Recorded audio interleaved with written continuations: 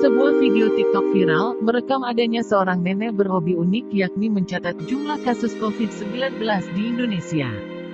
Mengenai video TikTok nenek mencatat jumlah kasus virus corona di Indonesia ini diunggah oleh sang cucu dari nenek itu, Sinta Ade Alvina, Sinta, melalui akun TikToknya, @sintaad.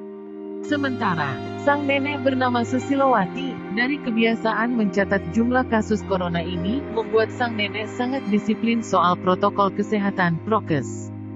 Salah satu alasannya, yakni melatih daya ingatan si nenek. Kegemaran nenek ini sangat positif, selain peduli dengan penyebaran wabah COVID.